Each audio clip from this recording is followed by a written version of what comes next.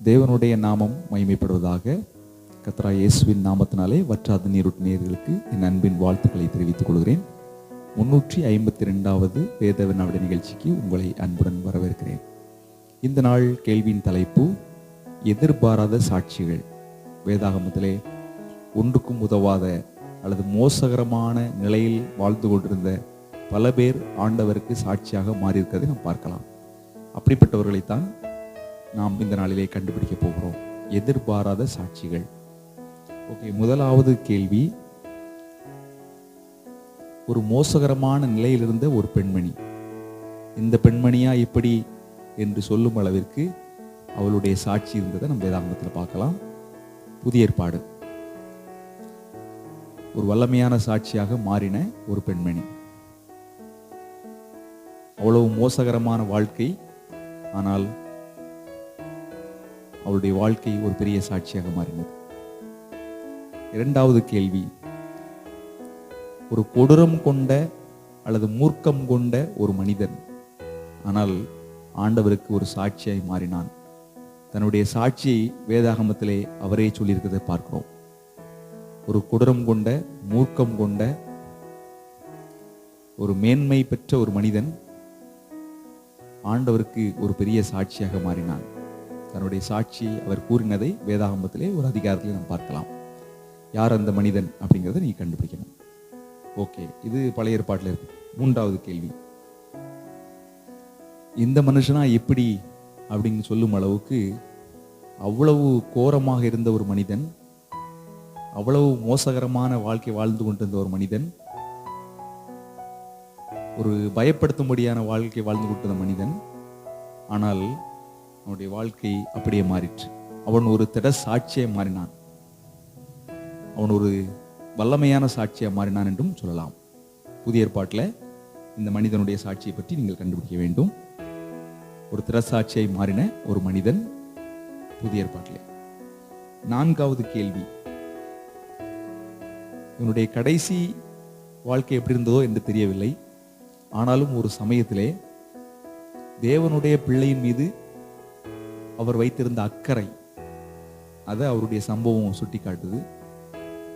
பல சூழ்நிலையின் மத்தியில தன் கூட இருந்தவர்கள் அவங்களுடைய பிரஷர், அழுத்தத்தின் காரணமாக ஒரு தீமையான காரியத்துக்கு உடன்படுறாரு. ஆனாலும் அவருக்கு அது கஷ்டமாக தெரிந்தது. அந்த கஷ்டத்தை அவர் வெளிப்படுத்தினார். அந்த கஷ்டத்தை அவர் வெளிப்படுத்தினார். ஒரு எதிர்பாராத ஒரு சாட்சி.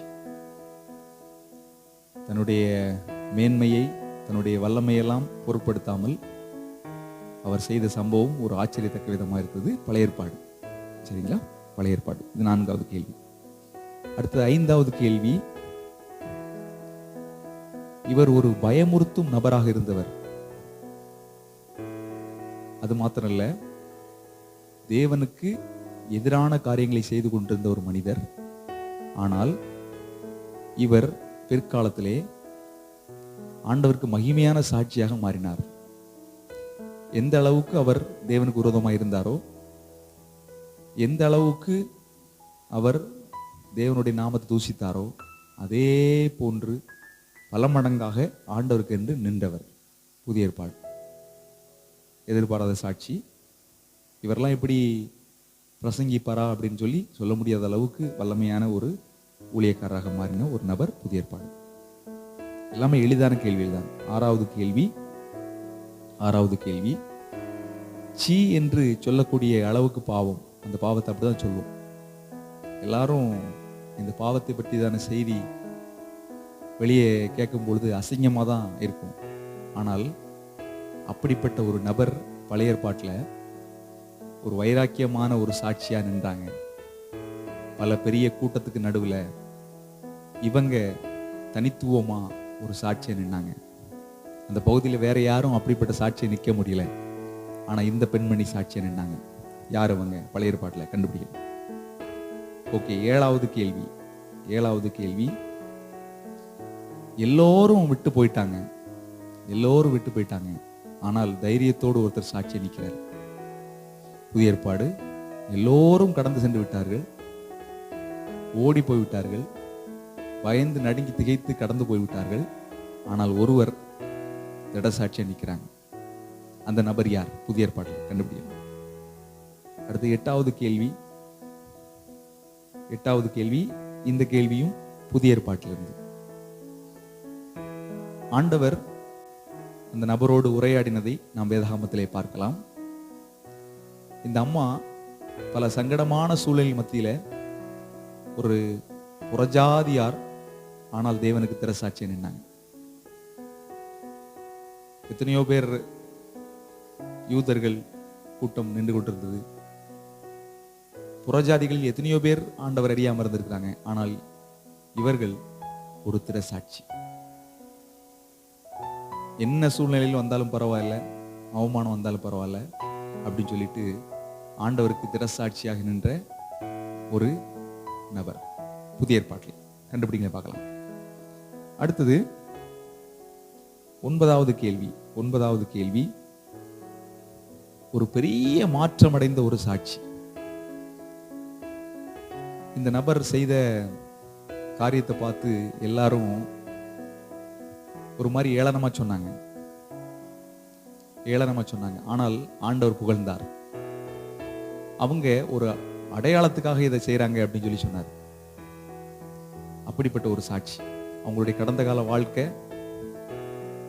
எல்லோரும் விரும்பத்தக்கதாக இல்லாவிட்டாலும், ஆனால் அந்த நேரத்தில் வெளிப்படுத்திய அன்பு, ஆண்டவர் அதை புகழ்ந்ததை நம்ம பார்க்கலாம். மற்ற பேருக்கு அது அசிங்கமாகவும் வித்தியாசமாகவும் தெரிந்ததாக நம்ம பார்க்கலாம். கண்டுபிடிங்களே பார்க்கலாம். இது புதிய ஏற்பாடு. கடைசி மற்றும் 10வது கேள்வி. இது ஒரு கூட்ட மக்களை குறிக்கிறது. ஒரு கூட்ட மக்கள் சாட்சியா நின்றுட்டாங்க. சரியா? சாட்சியா நிற்க வேண்டிய ஒரு மனிதர் சாட்சி இல்லாமல் போய்விட்டார். ஆனால் ஒரு கூட்ட மக்கள் சாட்சியா நிற்கிறாங்க. அப்படியே எதிர்பட்சமா நடக்கிறத பார்க்கலாம். ஒரு மனிதர் சாட்சியாக நின்றிருக்க வேண்டும், ஆனால் அவருடைய சாட்சி குன்றி போவதையும், யார் அழிவின் பாதையில் சென்று கொண்டிருந்தாங்களோ அவங்க சாட்சியா நின்னதையும் நாம் வேதாகமத்தில் படிக்கலாம். இந்த சாட்சி யார்? இந்த சாட்சிகள் யார் என்கிறத கண்டுபிடிக்கணும். பழைய ஏற்பாடு. எல்லாமே ரொம்ப எளிதான கேள்வி. நான் சொல்லுகிற அந்த வார்த்தைகளை வைத்து நீங்க ரொம்ப எளிதாக கண்டுபிடிச்சிடலாம்.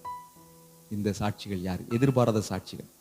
இவங்களா அப்படின்னு சொல்ற அளவுக்கு, இவங்களா மாற போறாங்க, இவங்களா செய்ய போறாங்க, இவங்களா பிரசங்கம் பண்ண போறாங்க அப்படின்னு சொல்ற அளவுக்கு இருந்தவங்களுடைய வாழ்க்கை பயங்கரமான சாட்சியாக மாறினது.